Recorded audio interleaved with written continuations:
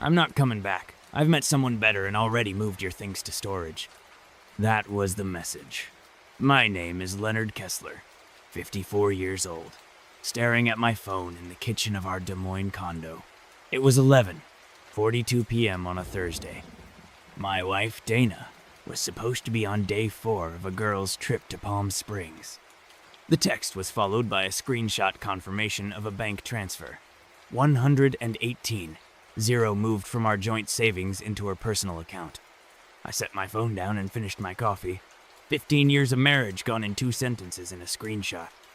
The signs had been there for months' weekend getaways that stretched into weeks. New clothes she never wore around me. Phone calls that stopped the moment I walked into the room. I noticed all of it. I'm a forensic accountant. Spotting discrepancies is what I do. But I said nothing. Maybe that was my first mistake. Or maybe it was marrying someone who thought my career was just spreadsheets and boring numbers. I opened my laptop and checked an email account Dana didn't know about. 3 alerts from my bank's security system, attempts to change passwords on accounts she'd never seen. She was being thorough. I had to give her that. I picked up my phone and typed 2 words in response. Good luck. Then I called my brother. Remember that contingency plan we talked about 5 years ago? I asked when he answered. It's time. Are you sure? Yes, I said. She just made her move. I hung up and looked at the wedding photo on the wall. The only picture in the condo that still had both of us in it. I should have noticed that too. I met Dana Bowman at a University of Iowa alumni event. I was 38, recently divorced from a short first marriage, and completely focused on building my forensic accounting practice. Dana was 34, vibrant, ambitious, and entirely uninterested in what I did for a living. I don't need to understand the details, she'd say when I tried to explain a case, as long as you make enough for us to live well. We got married after a year of dating. I funded her yoga studio from my personal savings. When she wanted a bigger house, I agreed. When she wanted luxury cars and expensive vacations, I nodded and signed the checks. My father had warned me once while we were fixing his deck. He paused, hammer in hand. Son, I notice your wife spends a lot of your money, he said gently. Just make sure she values what you do to earn it. I brushed it off, but the comment stayed with me.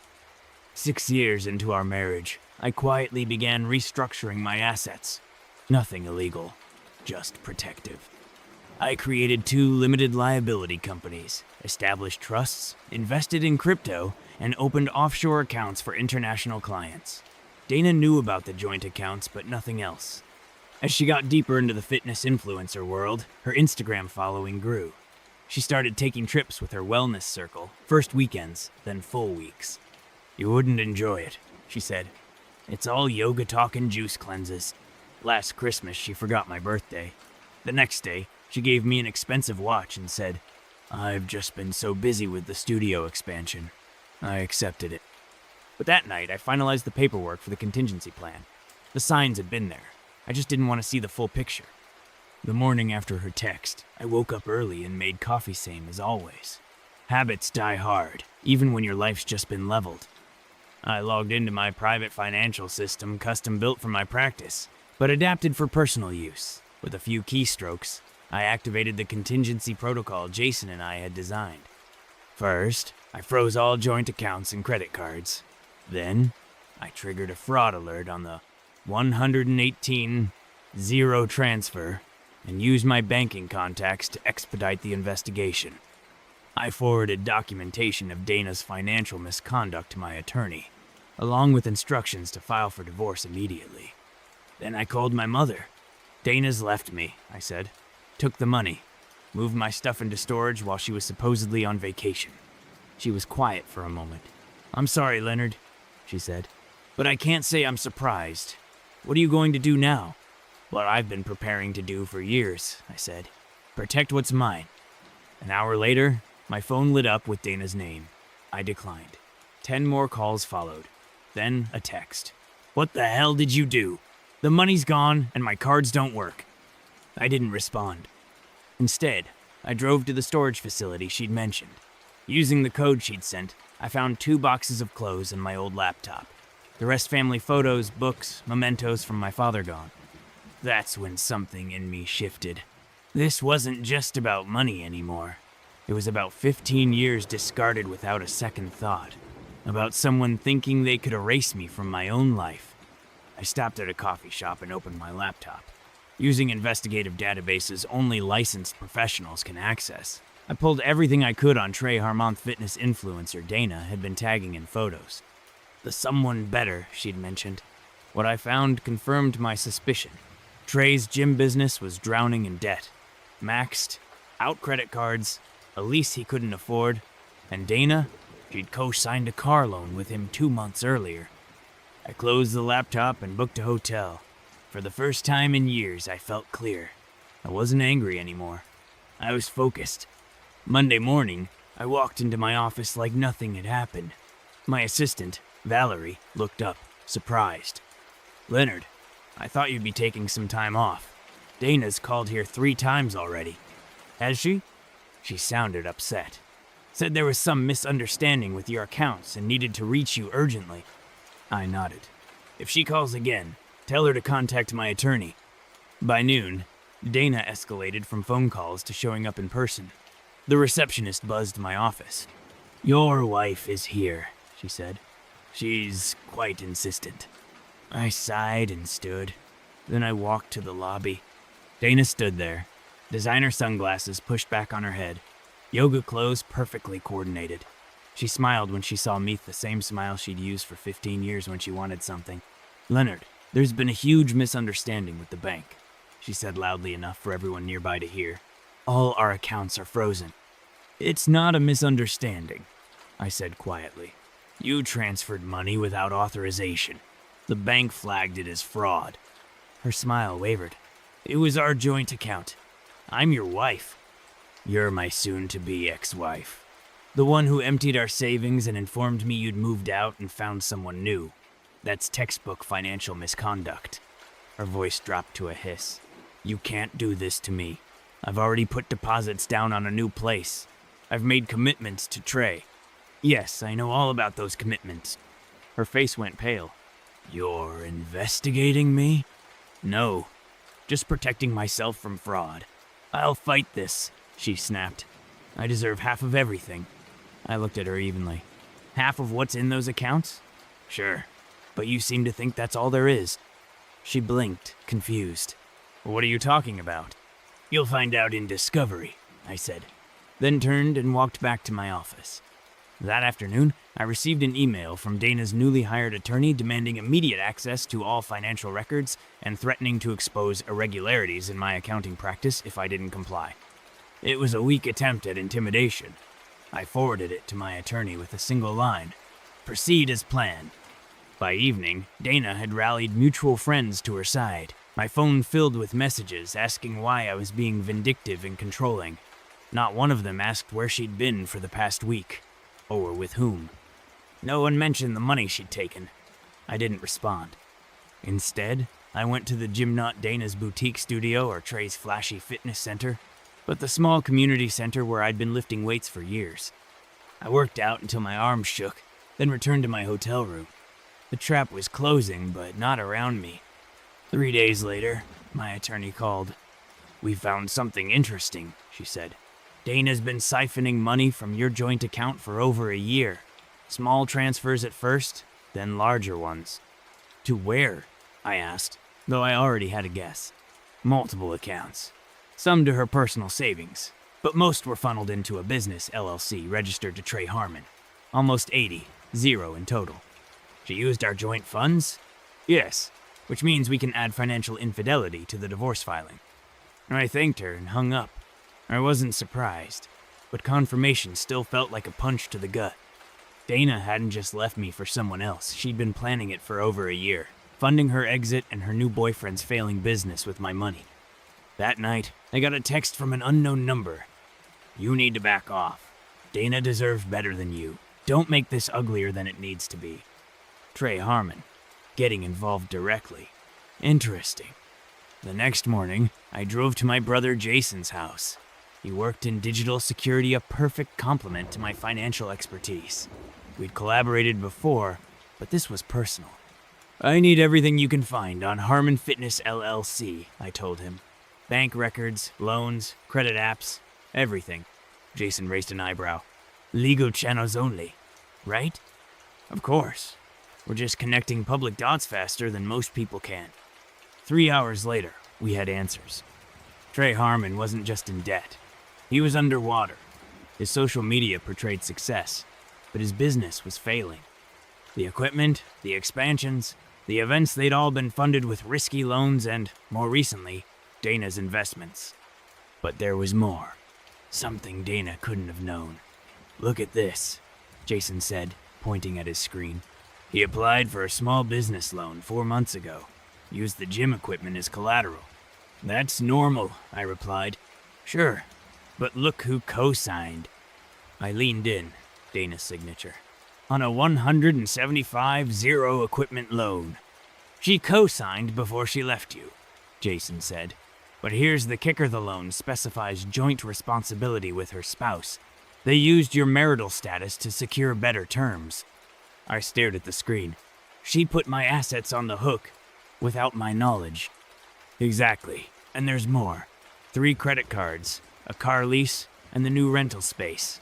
All co-signed by Dana, all leveraging your marital assets. I stood and walked to the window. Outside, kids were playing in a neighbor's yard, oblivious to the adult mess next door. She has no idea what she's done, I said finally, and neither does he. The next morning, I met with my attorney and laid out everything. I want to move quickly before they realize what's happening. She reviewed the documents and nodded. We'll file for emergency asset protection today. The loan fraud alone is enough to freeze everything until the divorce is settled.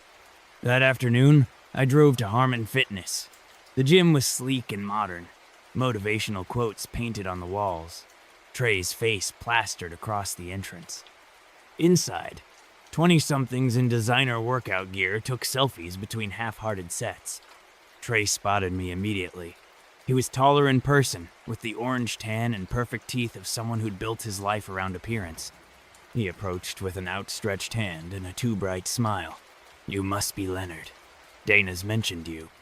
I'm sure she has, I replied, not shaking his hand. We need to talk, privately.